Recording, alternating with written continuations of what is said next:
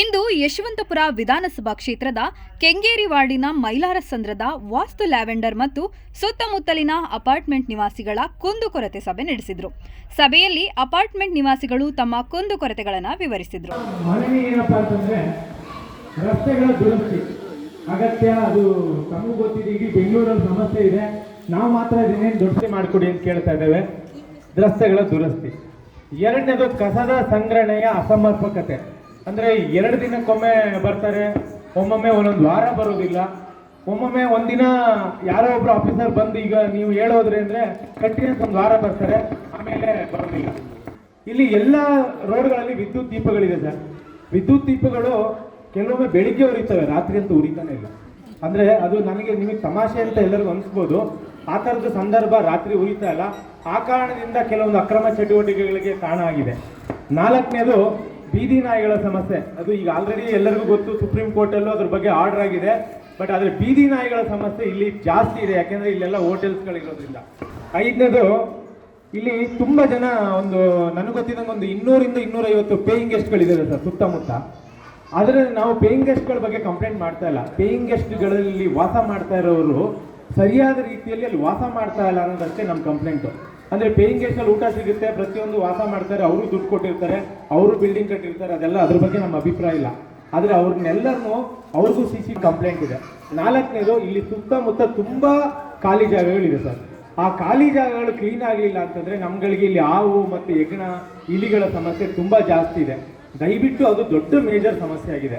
ಮತ್ತು ಅಲ್ಲಿ ಇನ್ನೊಂದು ಮೇನ್ ಏನಾಗಿದೆ ಅಂದರೆ ಈ ಸ್ಟ್ರೀಟ್ ಲೈಟ್ಗಳು ಪ್ರಾಪರ್ ಆಗಿರೋಲ್ಲ.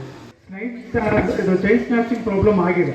ಅದೊಂದ್ಸರಿ ಪೊಲೀಸರು ಬಂದು ಅದನ್ನು ಇದು ಮಾಡಿದ್ರು. ಬಟ್ ಏನಾಗುತ್ತೆ ಅಂದರೆ ಬೆಳಿಗ್ಗೆ ಈ ಮಕ್ಕಳಿಗೆ ಸ್ಕೂಲಿಗೆ ಬಿಡೋ ಟೈಮಲ್ಲಿ ಲೇಡೀಸ್ಗಳಲ್ಲಿ ಹೋಗ್ತಾರಲ್ಲ, ಸೊ ಅವ್ರಿಗೆ ಯಾವಾಗಲೂ ಒಂದು ಸೇಫ್ಟಿ ಕೊರತೆ ಇರುತ್ತೆ. ಭಯ ಇಟ್ಕೊಂಡೇ ಹೋಗಬೇಕು. ಇಲ್ಲ ಬೆಳಿಗ್ಗೆ ವಾಕಿಂಗ್ ಮಾಡೋರು ಏನಾಗುತ್ತೆ ಅಂದರೆ ತುಂಬ ಎದುರ್ಕೊಂಡು ಏನಾಗುತ್ತೋ ಏನೋ ಅಂತ ಒಂದು ಇದಾಗುತ್ತೆ. ಅದನ್ನು ನೀವೊಂದು ಕ್ಲೀನಾಗಿಲ್ಲ, ಮಳೆ ನೀರು ಎಲ್ಲ ತುಂಬಿಕೊಂಡು ಅಪಾರ್ಟ್ಮೆಂಟ್ ಒಳಗೆ ನೀರು ಬರ್ತಾಯಿದೆ. ದಯವಿಟ್ಟು ಸುತ್ತಮುತ್ತ ಇರೋ ಡ್ರೈನೇಜ್ನ ಕ್ಲೀನ್ ಮಾಡಿಸ್ಕೊಟ್ರೆ ಅಟ್ಲೀಸ್ಟ್ ಅಪಾರ್ಟ್ಮೆಂಟ್ ಒಳಗೆ ನೀರು ಬರೋದು ತಪ್ಪುತ್ತೆ. ದಯವಿಟ್ಟು ಇದೊಂಚೂರು ತಪ್ಪಬೇಕಾಗಿ ವಿನಂತಿ. ಪ್ರದೀಪ್ ಅವ್ರು ನಾವು ಫೋಟೋನ ಕಳಿಸಿದ್ದೇವೆ. ಮಳೆ ಬಂದಾಗ ನಮ್ಮ ಅಪಾರ್ಟ್ಮೆಂಟ್ ಒಳಗೆ 1.5 ಅಡಿ ನೀರು ಬಂದಿತ್ತು. ಆ ಗಲೀಜು ವಾಟರೆಲ್ಲ ಪೂರ್ತಿ ಬಂದ್ಬಿಟ್ಟಿತ್ತು. ದಯವಿಟ್ಟು ಇದೊಂಚೂರು ಸ್ಟೆಪ್ ತಗೊಂಡು. ಅಪಾರ್ಟ್ಮೆಂಟ್ಗಳಲ್ಲಿ ಈಗಾಗಲೇ ಹೇಳ್ದಂಗೆ 2,500 ಜನ ಮಕ್ಕಳು ಒಟ್ಟಾರೆ ಇದ್ದಾರೆ, ಜನಸಂಖ್ಯೆ ಇದೆ ಅಂತ ಹೇಳಿದ್ರು. ಅದರಲ್ಲಿ ಮಕ್ಕಳು ಸಂಖ್ಯೆ ಜಾಸ್ತಿ ಇದೆ. ಮಕ್ಕಳಿಗೆ ಆಟ ಆಡ್ತಕ್ಕಂಥ ಒಂದು ವ್ಯವಸ್ಥೆ ಇಲ್ಲ. ಒಂದು ಪ್ಲೇ ಗ್ರೌಂಡ್ ಇದೆ. ನೀವು ಮನಸ್ಸು ಮಾಡಿದ್ರೆ ಒಂದು ಪ್ಲೇ ಗ್ರೌಂಡನ್ನು ಒಂದು ಅರೇಂಜ್ ಮಾಡಿಕೊಟ್ರೆ ತುಂಬ ಒಳ್ಳೆಯದಾಗುತ್ತೆ. ತದನಂತರ ಮಾತನಾಡಿದ ಶಾಸಕರು ಎಲ್ಲ ಸಮಸ್ಯೆಗಳ ಬಗ್ಗೆ ಕ್ರಮ ಕೈಗೊಳ್ಳಲು ಅಧಿಕಾರಿಗಳಿಗೆ ಸೂಚಿಸಿದರು. ಅದರಿಂದ ಅಪಾರ್ಟ್ಮೆಂಟ್ಸ್ ಕಟ್ತಿದ್ದಾರೆ. ಅಪಾರ್ಟ್ಮೆಂಟ್ಸ್ನವರು ರೋಡನ್ನ ಕ್ಲೋಸೇ ಮಾಡಿಬಿಟ್ಟಿದ್ದಾರೆ.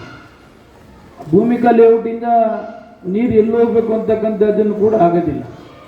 ಅದನ್ನು ಡಿಸಿಷನ್ ತೆಗೆದುಕೊಳ್ತಕ್ಕಂಥ ಅಧಿಕಾರ ನಮ್ಮ ಈ ಅಧಿಕಾರಿಗಳಿಗೆ ಇರೋದಿಲ್ಲ.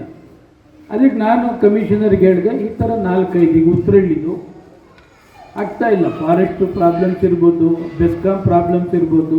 ಬೆಸ್ಕಾಂ ಪ್ರಾಬ್ಲಮ್ಸ್ ಏನಿಲ್ಲ. ಬೆಸ್ಕಾಂಗೆ ದುಡ್ಡು ಕಟ್ಟಿದ್ರೆ ಅವರು ಅಲ್ಲಿರ್ತಕ್ಕಂಥ ಉತ್ತರಳ್ಳಿಲಿ ಶಿಫ್ಟ್ ಮಾಡ್ತಾರೆ.